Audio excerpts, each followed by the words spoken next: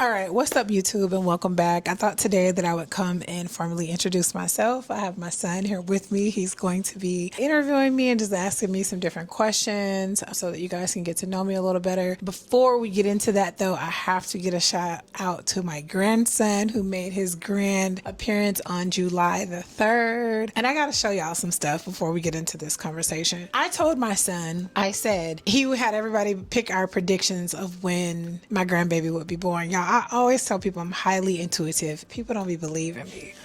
But so I told him, I said the first and the third, and he's like, you can't have both. You can pick one or the other. I'm like, both of them. He like, no, Mom, you can't do that. One or the other. I'm like, the first and the third. She went to the hospital to be induced on the first, and the baby came on the third. Clock it. And I'm going to insert proof here. And on top of me inserting proof, I'm also going to insert clips and pictures of him. He's absolutely wonderful, perfect. And I never knew, like, I'm just so excited. I miss him so much. I want to be a very, very present Yaya, because don't call me grandma. I'm going to be a very, very present Yaya. And just going to go see him and all that good stuff. So with that being said, without further ado, let's go ahead and get into these questions. Hi, son. What's going on, my mother? All right, y'all know y'all nephew Caleb. Right. Caleb he's my third child. Yeah. He's 20, but okay. Anyways, what you First got for off, me? Mama, how's it going? How you doing? It's going good, and I'm doing well. I have zero complaints. I'm super glad. Been a busy day, but I'm good. Now, to start off this conversation, the first question I wanted to ask you is, what prompted your wellness journey? Well, I have been in healthcare for over 20 years, and I've seen a lot of things. I used to work as a patient care tech in the medical ICU, and there was a lot of things that I saw that I just didn't understand. Like, it just didn't make sense to me. Like, young people that had a lot of illnesses. It just didn't make sense to me. Like, how is somebody 26 and have had all these health problems? Or how is someone 34 and they're in the medical ICU, right? And so, seeking you shall find. But someone recommended this book to me called African Holistic Health by Dr. Laila Afrika. And I sat down and I read that book and I was in awe. By this time, too, Dr. Sebi was still alive. And I would get on YouTube and I would watch his lectures, and I started to connect the dots, the correlation between food and disease. With that, a pivot happened.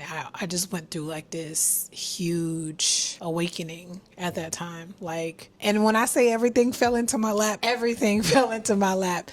Like, that book, it started with that book. Then I wanted to do like this detox, right? And this detox was a holistic detox. It went from decluttering your house to taking certain herbs to cleanse your system to meditation with certain crystals and things like that. And so that was that shift for me.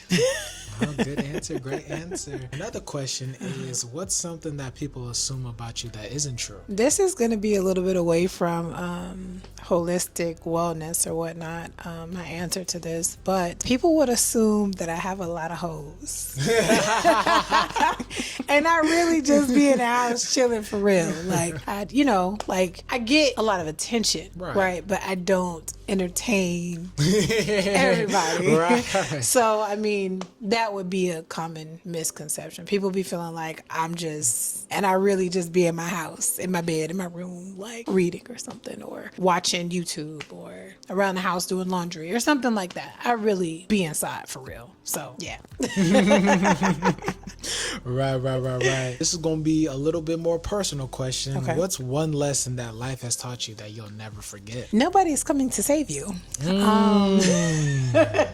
You have to do it yourself. I think that I used to watch this movie called Beyond the Lights, and I love that movie so much because Officer Nicole, he with his fine ass, but how he showed up in Noni's life. And I used to watch that movie so much because y'all just come save me. I thought that I really wanted someone to make it better for me. And once I realized that nobody's coming to save you, you guys to do this yourself, and you need to stop feeling sorry for yourself and make some shit happen. That was when everything pivoted for me. I think that was such an eye-opening experience. I think me feeling sorry for myself as well as nobody's coming to save me, those kind of went hand in hand. Once I realized you feel sorry for yourself, one, two, you got to get up and go do it. And that's not even, I wasn't even looking for saving in no other way but emotional support. Like just wanting someone to nurture the pain away. And I had to deal with that pain myself. There was no Band-Aid for that. Yeah, I get it. I understand it. What is the hardest thing you overcame? Take your time, Mom. Take your time. That's a very vulnerable question. It is. Take your time. I'm going to be transparent here, even though it might ruffle or step on some toes, but I'll be transparent. I think the hardest thing that I've probably had to overcome is realizing that I'm never going to have the type of relationship with my mother that I desire. So came up and No, I think that's the hardest, probably the hardest thing that I've had to accept and overcome. And it doesn't make her a bad person. Let me say that. We just live in two different worlds, right? Like she sees the world one way and I see it another way, and she's not wrong and I'm not wrong. We just don't see eye to eye in a way that we can have a harmonious relationship. Yeah. And also, I feel like, if I'm going to be completely honest, my mother, I feel like you're always the one who's always the one that's trying to save the relationship, always save and always try to provide solutions. But if it's one-sided, then that means I feel like you're really wasting your time wholeheartedly. I can respect that. I can respect that, but I do love her wholeheartedly and I wish her well. Amen, Ashe. Now, I will say the next question is, if you could tell your younger self one thing, what would it be? That she is enough. That she is worthy and that she can have whatever it is that she desires and she is able to accomplish whatever it is that she desires to accomplish. I think that life has a way of planting seeds, right? Like your childhood has a way of planting certain seeds. And as we know, once those seeds are planted, you will have experiences that will reinforce that belief, because that's a subconscious belief that you have about yourself. And so with that, I had a lot of feelings of you're not enough, you're not worthy, so on and so forth. I say all that to say that overcoming that or healing in that is not linear. I think that I still have my moments where I don't feel worthy, where I don't feel like I'm enough. I don't think that I'm completely over that. That is something that I would definitely tell my younger self, but I do feel like that's something that I'm still work on, no matter how much, I affirm myself and things like that. Like I'm still working on that. So I feel like it's normal being a human being. Like I feel like there's multiple times where we just feel like we're not always going to feel like our best selves, and we're not always going to feel like that we're the best thing since sliced bread. You know what I mean? Like there's still going to be times where what I'm saying, that we have to reassure ourselves, and it's okay. Sometimes it's okay to just still feel that way. I think like obviously I have imperfections like physically, right, too, but I feel like physically, like I'm Timothy Hernandez. You know what I'm saying? Right. No, I'm joking. But like when I get dressed and I put that shit on, it's never like a physical thing. I think being in environments to where you overgive and it's still not enough, or being in environments to where who you are and you're showing up fully and you're giving and you're giving and people still don't choose you. Yeah, that's what's challenging. Don't get me started. That's a whole lecture. A whole nother story, huh? But another question that I would like to ask you is, what made you leave your job to pursue your business? That's a very huge scare. Yeah, it definitely takes a lot of courage to do something like that. I don't think that I was ready. I think all along, especially with where I'm at now, I'm getting ready to go back to work. Pat your head on that. It's okay, Mom. It's okay. Okay. But I think that it was time. Let me say this. First and foremost, I had so many people that had come to my truck, to my food truck, and tried my food, and they were like, what are you doing? Why do you even have a job? You need to be doing this full time. I had so many friends, right, that said the same thing, like, you need to be doing this full time. And I always had an excuse. I was like, do this full time? Like, I have a family that depends on me. I have this, I have that. And I'm single. I live by myself. I don't have a partner to back me while I fully pursue my dreams. And what I realized was that that job was getting 90% of me and my business was getting 10% of me. And while I would have events that I would do that was very successful, I just didn't have the energy to put forth 100% because my job was getting 90% of me. And truth to be told, by the time I got off work, made dinner, got situated, it was time to go to bed and get up and do it all over again the next day. So I didn't feel like I felt like my business was suffering. And I launched my food truck in 2021. I had other businesses prior to, but I'm like, all these years, I could have been somewhere else different. And I watched this video. It's called Jump by Steve Harvey.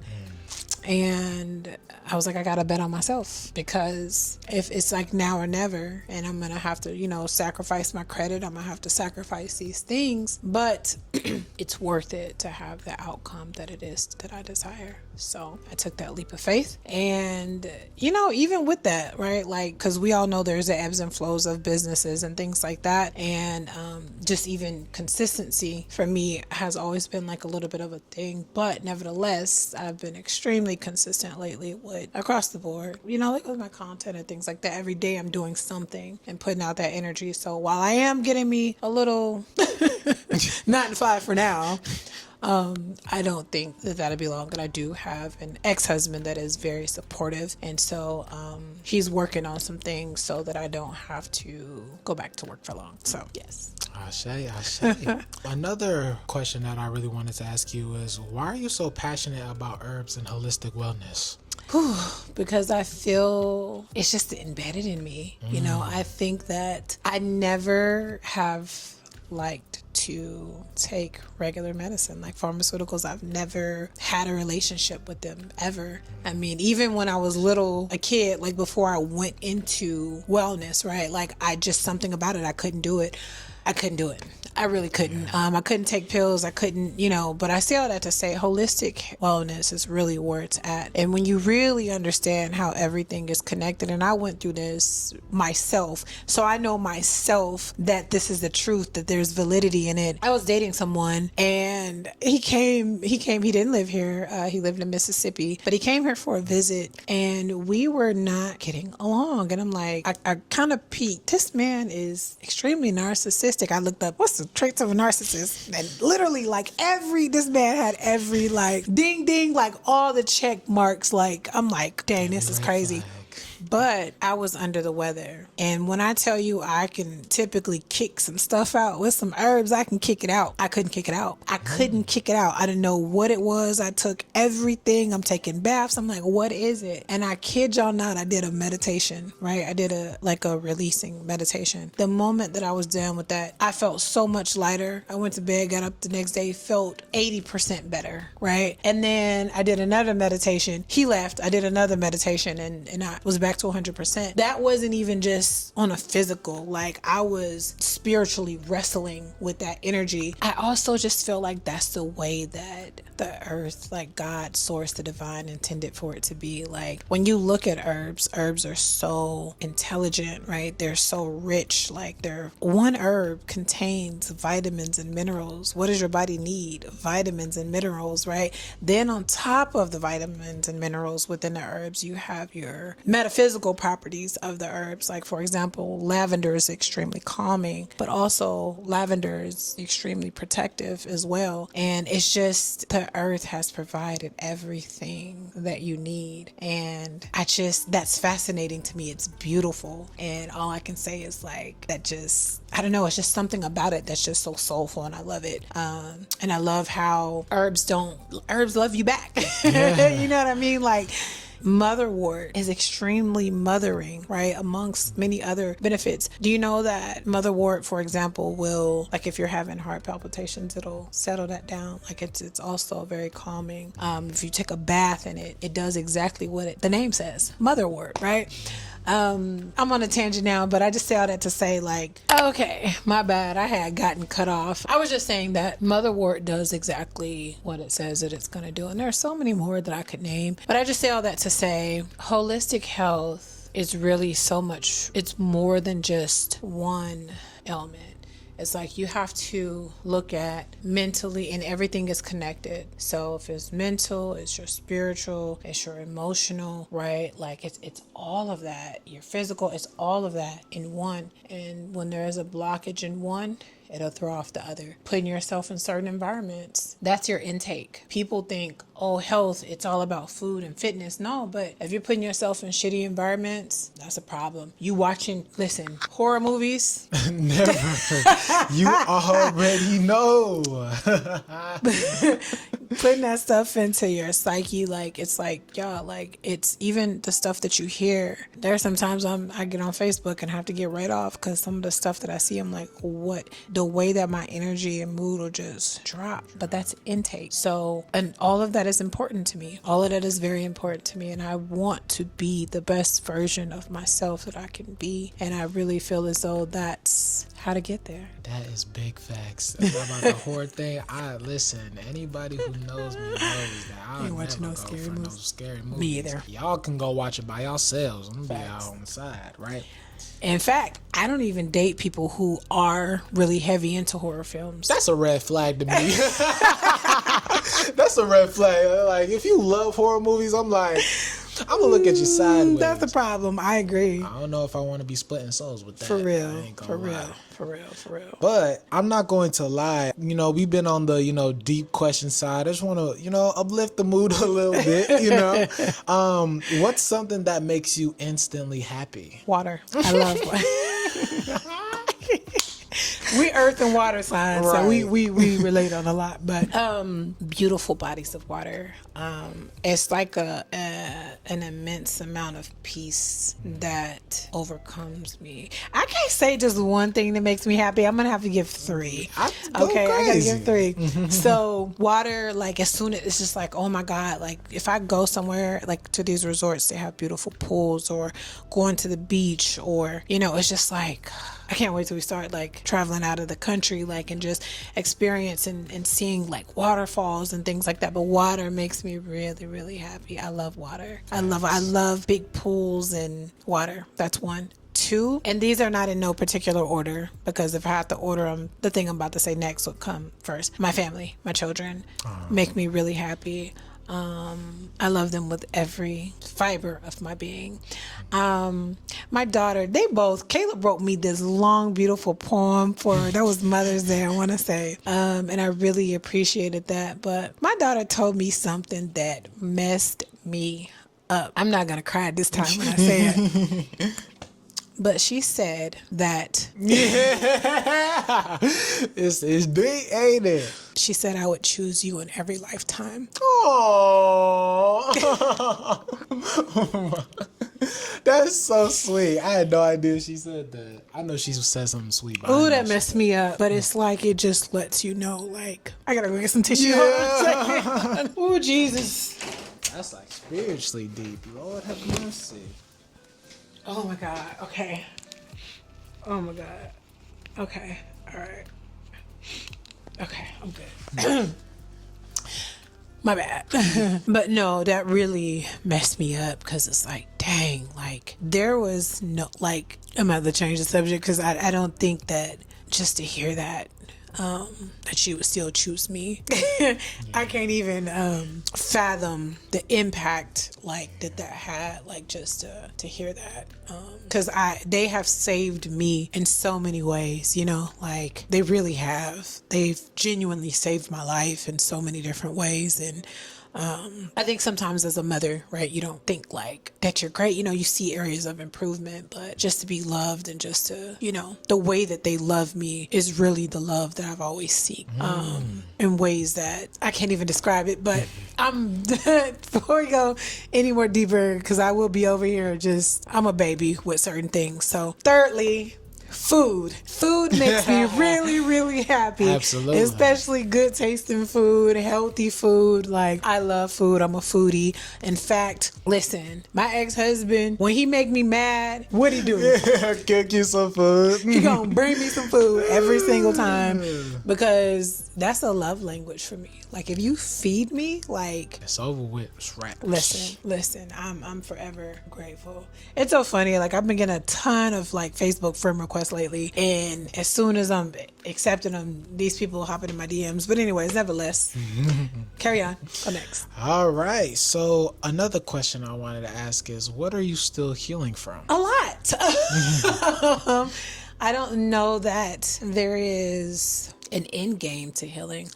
I think that I'm just self-aware. I think that how I have shown up is, if there's something that triggers me, or if there's something that is too familiar, I have a conversation with you about it. Like, hey, this feels very familiar to me. I'm triggered, and here's why, and we can talk about it. But I don't think that there's necessarily an end game to healing. And I've been very vulnerable and transparent about that on this channel. But like, one thing in particular, I don't know. I think at this time I can say I'm pretty good, but I just do feel like, yeah, I get triggered sometimes. Yeah. I have abandonment issues, right? Like, and if somebody is inconsistent, right? I'm like, what's going on? You know what I mean? But other than that, I ain't gonna lie, I don't think necessarily that's like I feel like that's a good thing in a sense of like making sure that somebody is consistent. Absolutely, you would want that. Well, yes, you're right. I think I do want that, but I do know that I do have, and that stems from childhood, right? And just, I could be transparent and say that, like, when certain things, like, if I, even to this day, like, with my mom, like, if I speak my mind or say certain things, there's going to be a cutoff, right? Like, you get abandoned instead of working through issues. And so with that, when there's a shift in something or whatever have you, I'm like, what the fuck? Like, I can feel it. Like, what's going on? Like, so I don't know. There's that. There's a few other things, but I'm self-aware. Right. You know what I'm saying? Like, hey, yeah, this is going on. So, yeah. Absolutely. And one of the last questions I wanted to ask you is, if someone is watching this and going through something, what would you tell them? I'm so glad. He too young for this. Trouble don't last always. That's a song. It's a gospel song. I'm gonna play it for you after we're done. Okay. But trouble don't last always. And that the rainy seasons make the grass grow. So you don't clock it. It's okay to have a season. It's not your forever. Things do get better. Sometimes things take time, but they do get better. And just keep your head in the game. Look where you're going, not behind you, and trust that you're being divinely guided. I think so oftentimes we